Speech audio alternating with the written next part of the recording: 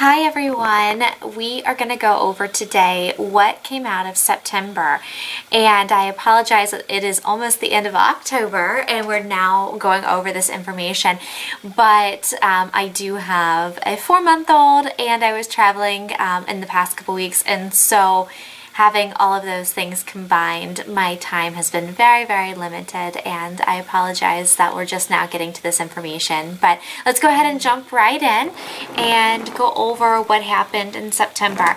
So at the beginning of September, I did a video on what we should expect out of September, or what we were kind of looking for that month. There were a lot of people saying a lot of different things that were going to happen. I mainly was looking at it as this is going to be a big month where God shows us signs and we need to be paying attention. I didn't want to pinpoint any certain happenings on any certain dates, because I know from previous events and previous people, when you really try to say the rapture is going to happen at this date, or you know, something like that, then you are really discredited when it doesn't happen. But I will say that even though to the naked eye or to the world it looks like nothing happened in September, those of us who are watching, we know that a lot actually did take place. But for some reason, God has chosen only a few of us to actually see and understand what's going on, rather than letting the world know just yet. So, one of the things that I follow is a Facebook group called Watching Bible Prophecy. I actually know the organizers who started the group, and I think the statement that came out from Allude 29 was perfect. So let me kind of back up. Allude 29 was a day in September where a lot of people thought that the stock market might crash, or that we might have some kind of economic downfall. I'm going to be perfectly honest with you. I thought something might happen that day too.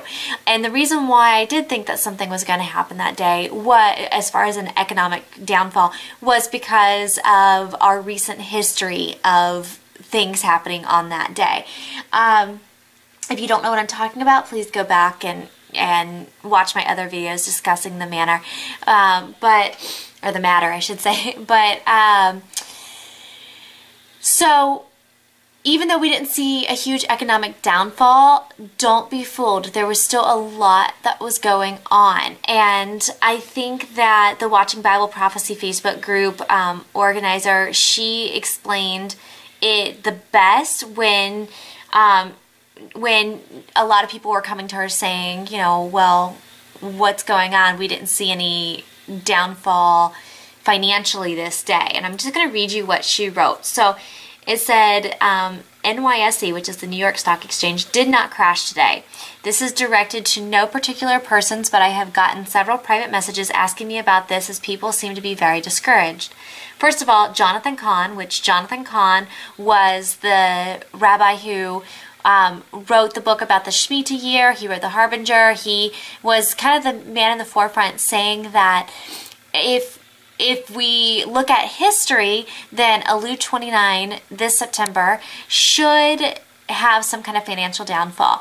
However, I want to clear Jonathan Cahn's name right now, because I know a lot of people are saying that, well, he was incorrect or whatnot, but Jonathan Cahn never himself did he say that this is an absolute. We're not talking absolutes. We're talking about, you know, looking at history and seeing what could happen and trying to prepare people for the possibilities of something happening, not an absolute. When it comes to prophecy, we're doing the best that we can, trying to give the information out to you all without misguiding. And Jonathan Cahn did not misguide us. I don't feel like I misguided you. I felt like the both of us and the people that were afraid of Allude 29, that we were just being cautious because of history. So the fact that God spared us is awesome, and I am so, so grateful for that. But I don't want anybody to walk away saying, oh, this one particular thing did not happen, everything else must be incorrect, because that is absolutely not true. And we'll go here in a minute about what did happen all through the week of Elul 29, but I want to continue here with her statement. So first of all, Jonathan Cahn has never labeled himself as a prophet. As a matter of fact, he goes out of his way to state that he is not. If you have labeled him anything other than a Bible teacher, that is your bad, not his. Secondly, I not only read his book about the Shemitah, I have seen numerous appearances by him. While he points to Elul 29 as the day of release, he has been especially cautious not to pin anything to that particular day. He states repeatedly that it could happen in the general time frame preceding or after Elul 29, or he also cautions that God doesn't have to do anything at all. So why are you people getting so worked up about the stock market not crashing? Do we then take it as a sign that our economy is as healthy as a horse? No. We are still teetering on the edge. We all know it. Perhaps the final crash comes at the day of our departure. Perhaps. Now, while I do know that there are many of you out there that are staunch Feast of Trumpet rapture believers, I have really tried to caution everybody to be expectant of an impending rapture that could occur at any moment. I know what it's like to put faith in a particular date and then be disappointed. I do not know if the two witnesses have spotted the sliver of the new moon of Israel. I have heard all kinds of things about when it could occur, but if you know anything about FOT, which is a Feast of Trumpets, the uncertainty of the day, the hidden day, is part of the mystery. If you do not know, please know that I don't know either. Now, folks, brush yourselves off and get yourselves together. Take a look at what Bible prophecy tells us about Israel, Russia, and Iran during the end times. Then look and see what is going on as we speak. This is what we need to be watching. We are on the cusp. Will the rapture occur today, tomorrow, next week, or next month? I do not know. Just live every day like it's your last. And I think that is exactly on point. So, for those of you who didn't see anything financially going on and want to discredit, then you're doing yourself a disservice, because there were things going on. Now, just because it wasn't financially doesn't mean that we are in the wrong. Okay, so let's go on and talk about what exactly happened the week of Elul 29. Let's talk about God's grace versus God's judgment. For some reason, he put a rainbow over New York City on September 10th, which was, awesome for the people that live in that area, and it really gave a lot of people hope going into September 11th for us as I think giving us God's grace for Elul 29. I think that's what he was trying to show us there. Why he's giving our nation grace for that particular day or that particular weekend, I'm not really sure, because as you know, we have turned our backs on him so badly. I feel like we're just spitting in his face every single day. But God is good, and God knows his ultimate plan, and that's what he wanted to do. So I feel like he really gave us grace. However, he was doing judgment against the Muslim population. So while he was giving us grace in New York with the rainbow, on September 11th, a crane from the Saudi bin Laden group killed over 100 people and injured way more at the Grand Mosque in Mecca. And the city, Mecca, was preparing for the Hajj pilgrimage. If you know anything about the Hajj, it's where a lot of Muslim people go to Mecca. It's actually required by their faith that everybody that's in good health goes to Mecca at least once in their lifetime. So let's look at this again. For Elul 29 that weekend, God gave us grace here in America, but he did take his judgment on the Muslim population. Interesting. Okay, so here's something else that happened on September 10th. There was more talk of, I'm sorry, I'm losing my train of thought, of one world religion. Here are some headlines that we have from the Jewish World. Coexistence Conference features Kazan Jews, and SBC, which is a Southern Baptist Convention. Executives speaking at Muslim evangelical interfaith gathering. I'm sorry, my tongue is a little tied right now. But here you can see these two headlines are pushing towards a one world religion again, with faiths intermixing. Okay, September 11th, we have a sandstorm is Israel's worst since before 1948. That comes from the Jewish Telegraphic Agency. War drums. Israel conducts airstrikes at Syrian artillery near Damascus. And then Saudi bin Laden group's projects halted after Mecca mosque deaths. This is all headlines for September 11th. September 12th, Iran says finds unexpectedly high uranium reserve. Really, really scary. So I hope you see the pattern here, that while we didn't see necessarily a financial downfall, there's a lot worldwide that's going on with this week. September 13th, clashes on the Temple Mount. Israeli police enter the area. 6.6 earthquake, magnitude earthquake strikes Gulf of California. So the week of September 14th through September 18th, this is the few days right after Elul 29. United with Israel, the global movement for Israel, UN vote allows Palestinians to raise flag at UN for first time. That is huge. If you don't understand the significance of this, do your homework and do your research. I'm sorry that I don't have enough time to go into it right now. So the article says, bowing to the demands of the Palestinian global campaign against Israel, the United Nations will allow them to raise their flag at UN headquarters for the first time, at the UN headquarters this month for the first time. That's a really big deal, and it happened in September. That now they actually raised their flag at the end of September, but the article came out the week of Elul 29. Okay, some more things that happened the days right after Elul 29. State of emergency. Police fired tear gas at rioting migrants chanting Allahu Akbar, trying to break through Hungarian border. CNN. Chile earthquake, 8.3 magnitude quake strikes off coast. Okay, mass animal die-off with 100% mortality rate baffles scientists. Something is going terribly wrong on planet Earth. And then measles outbreak in Democratic Republic of Congo kills 400. Okay, so let's go back. So you can see globally there was a lot going on that week. A lot of headlines came out of that week that can all match with prophecy stuff that we've talked about in the past. And I'm sorry that I'm doing this very quickly, and it's just an overview. It's just my amount of time that I have to go into everything right now is so limited due to, actually both of my babies are sleeping right now, and so I've got to really jam this in while they're napping. Okay, so let's talk about what happened at the end of September. And I'm going to really allow another person to go into all of the major headlines.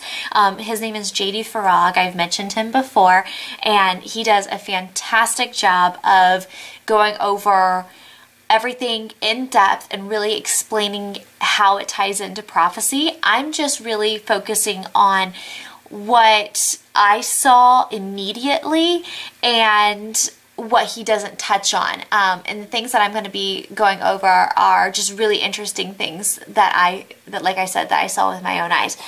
So when Pope Francis was here in the U.S., you might have seen that there appeared to be rainbows in New York and in Philadelphia right before Pope Francis came to speak. When I first heard about this, I honestly, and I'm going to be perfectly honest with you guys, I was kind of baffled. I was confused. I asked God, why would you send a rainbow over this man who shows so many signs of not being what he seems to be, or what he appears to be to the world, to us who are watching prophecy? A lot of us are labeling him as bringing in a lot of these prophetic events. And that's saying a lot without me actually labeling him right here in this video, because I'm just sometimes not sure who my audience is. But those of you who know me definitely understand who I think this Pope Francis is. So with the rainbows, I was really confused. And then I realized that they were not rainbows. They were sundogs. So I was talking, and praying to God, and I'm like, God, I don't understand. Help me understand this. I am putting myself out here speaking against this Pope, and I need to know what this means. What is this all about? Lord, if I need to rethink everything, then show me that. And literally, I feel like God completely gave me the answer that I was looking for within an hour. So I was having that conversation with God, to kind of talking to him, praying to him, in the car on the way somewhere. When I got to where I was, I had to feed my daughter, and so I had some quiet time, and I was researching these sundogs. And that's when I felt like God really showed me exactly what he meant by this. When I was researching this, I pulled up, let me see if I have it.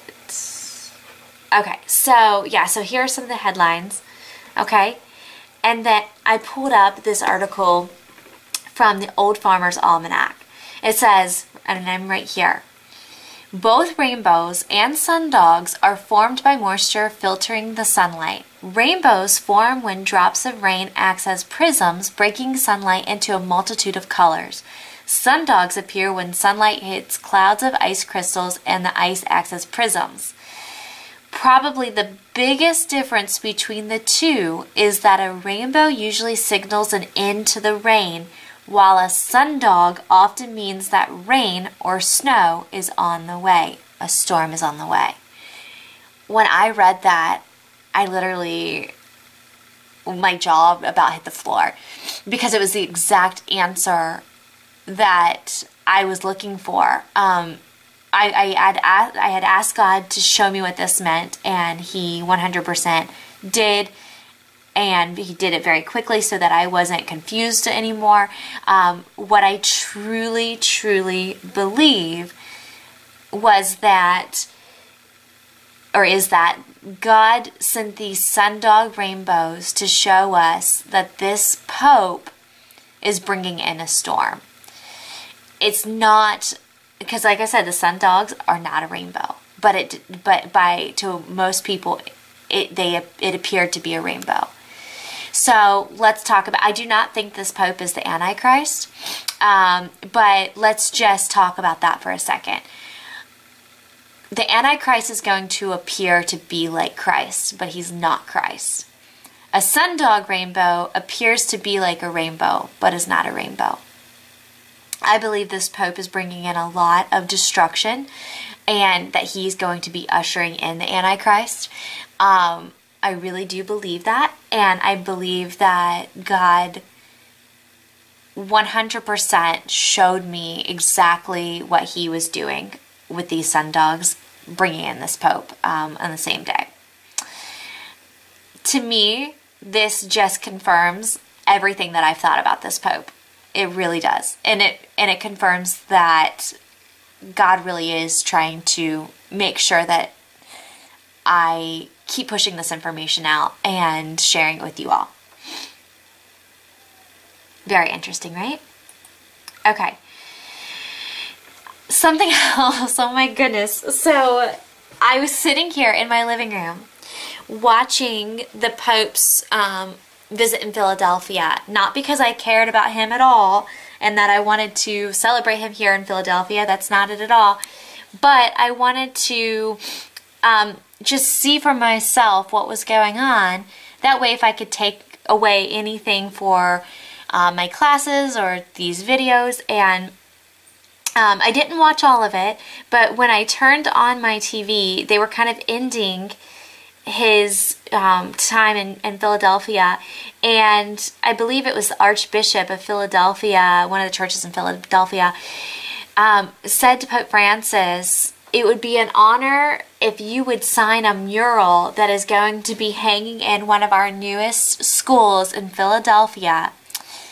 And when they said the name of this school, again, it was another, my mouth almost hit the floor, because it is so blatant that that what I'm teaching you and what I am learning from all the resources that I'm learning from, that our information is correct about this guy, that he is ushering in major things prophetically. He's ushering in the one world religion. He's ushering in, well, I'm not going to go into everything. I've already done my Pope videos and I'm time crunched here, but it just makes sense. So the name of the school is the St. Malachy School. So here, Pope Francis signed mural for Guinness World Record. The Sacred Now will be installed at the future site of St. Malachy School at 11th and Thompson Streets in North Philadelphia.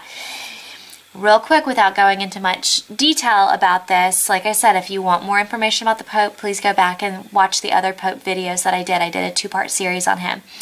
St. Malachy is the person that did the prophecy of the popes, and is the person that said that this Pope would be our last Pope.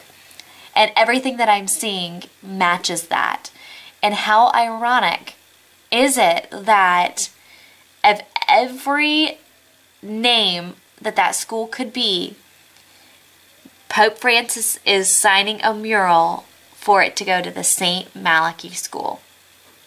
Pope Francis' signature will be at the St. Malachy School. Very, very odd to me. Not odd, because nothing surprises me anymore, but it's just another sign. Okay, so, let's talk about, just real fast, the Madonna stuff, because I don't feel like this was touched on much in JD Farag's videos, but I did want you guys to be aware of it. Madonna did her tour, her concert tour in DC, New York, and Philadelphia right before the Pope got here, and I just want you guys to take a couple, I want to take a couple still shots of a video. You can watch some of her concert here. And for time's sake, I'm not going to pull it up and have it be part of this video. You guys can look at it on your own. But just look at some of these pictures, okay? So here, there's a priest, and she's saying over and over, "Save my soul." And then, I don't know if you can tell her outfit, but it's pretty... well, let's just say it's slutty. It's pretty slutty. It's horrible. And so she's laying in a priest's lap. And then if you can see here, there's part of her act was that there were a bunch of crosses everywhere. Here's another cross here. And then you can see here, this is a girl dressed up as a nun, and Madonna is doing sexual acts to her. It's just horrible. So this doesn't really have anything to do with the Pope per se, but I just did want you guys to be aware of this and aware that this is what was going on in September as well, is that it's just evil.